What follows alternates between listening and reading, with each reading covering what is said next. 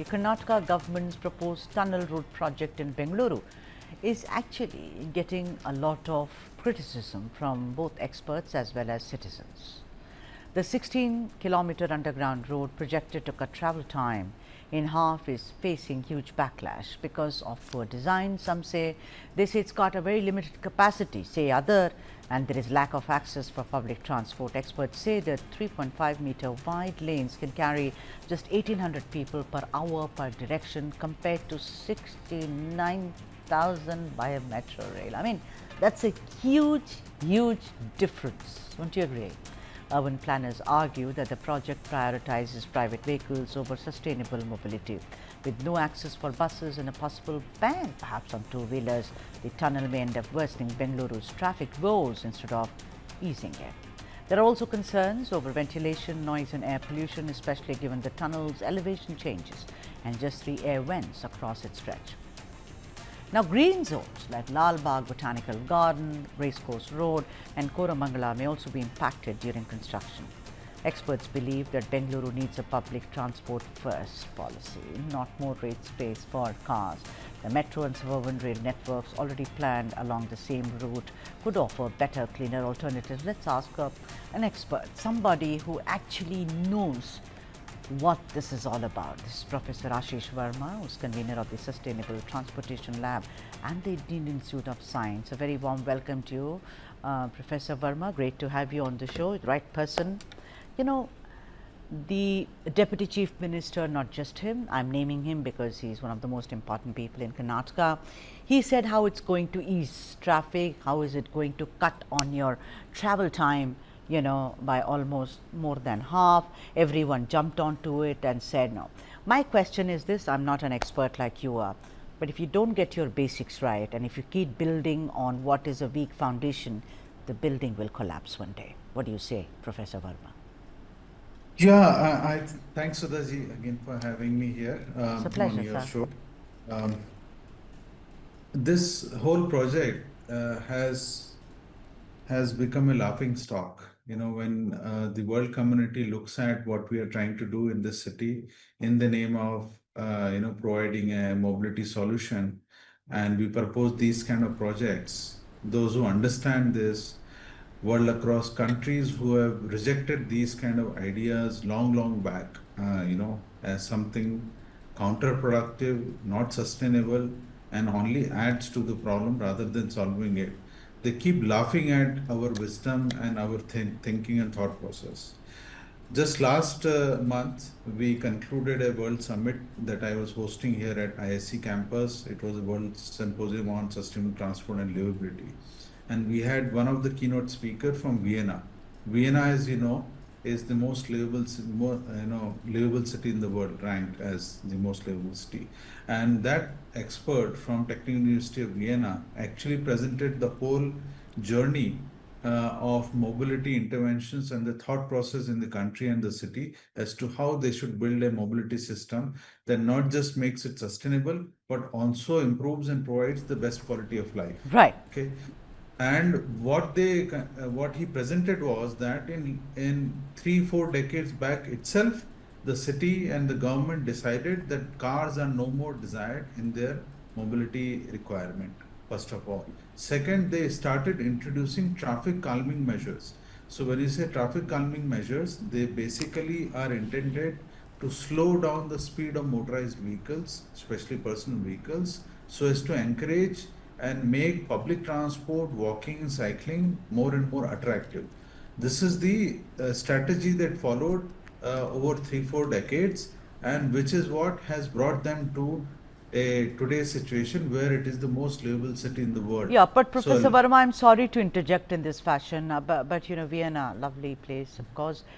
You think Vienna, you think music and great weather and bistros. But I'm saying our population, I mean, it's not apples to apple, it's apples to maybe a watermelon, because we are a watermelon country. I mean, we are huge. I just want you to, a lot of people may jump on my throat and said, how can you compare? You are comparing by saying how they have reached to place from A to Z after doing all these right things, and here we are not even able to do one thing because we just planning this tunnel road. Dr. Ashish Varma, for the benefit of the viewers who are sitting there thinking, oh, traffic is going to ease in Bengaluru, explode the myth, Professor Varma, how it's not going to really help. So, in a most simple terms, that citizens can understand, this tunnel road has very little or nothing to do with solving traffic problems and Okay. has lot to do with everything else that I will not speak openly on the show. One can, take their guess that if not for traffic, what this project is meant for. So it's meant for something else. Okay, it's not to solve the traffic problem.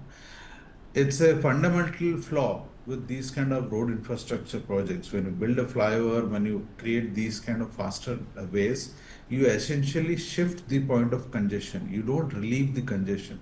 You might you might relieve some choke points, but you will create a new and additional choke point somewhere else.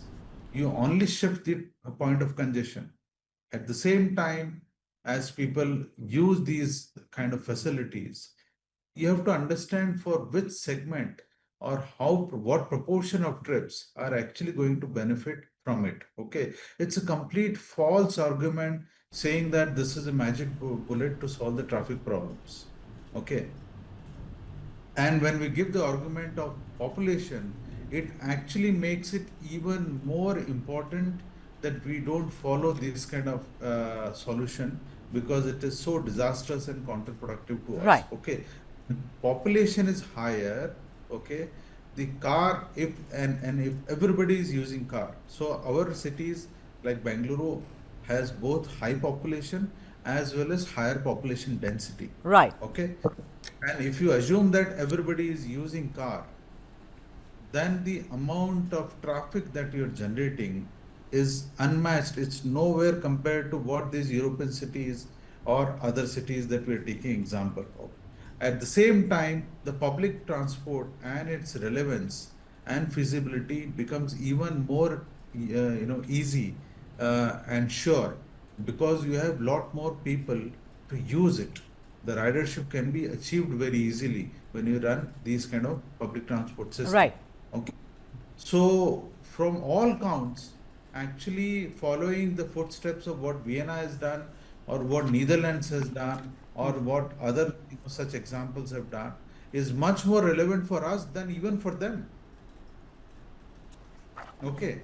Yeah. So and on the top of that, if you try connecting it to air quality, the tailpipe emissions, the carbon emissions, all that is going to increase because you are only encouraging more people to use private vehicles. They'll only increase the kilometers that people are traveling on these motorized vehicles, and so the energy consumption will also increase, and the tailpipe emissions will also increase because they are connected to per kilometer travel.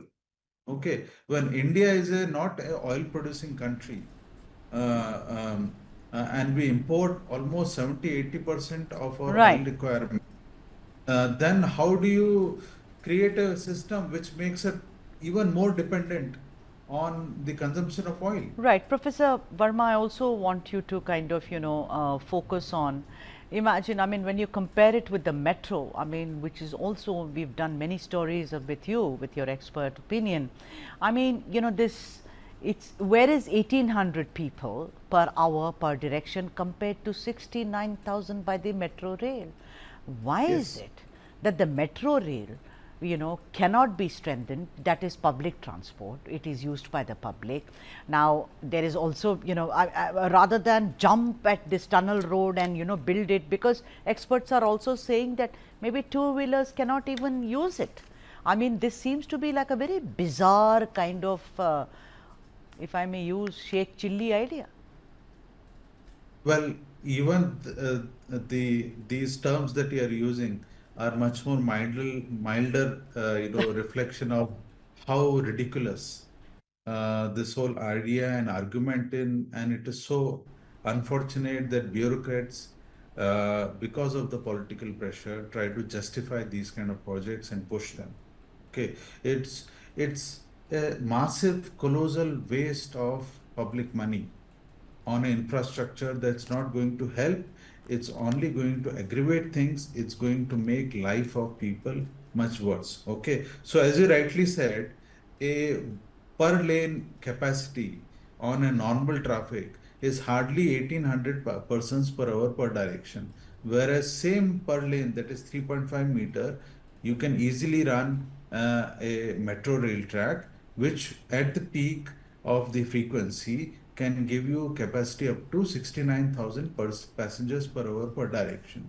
So the capacity that you're offering for the same width of road and for the same cost of construction, actually the cost of constructing a metro tunnel is much lesser than the road tunnel. All right. Okay. So even if you take the same cost, Okay. okay, the difference of capacity offered is almost 40 times more with metro.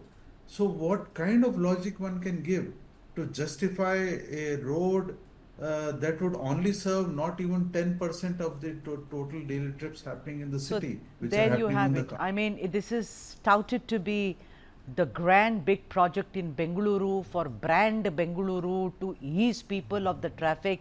But you know, Professor Ashish Warma, I think we getting into more mess, as it were, because I started this It will. conversation by saying that, you Yes. know, we haven't gotten our basics right.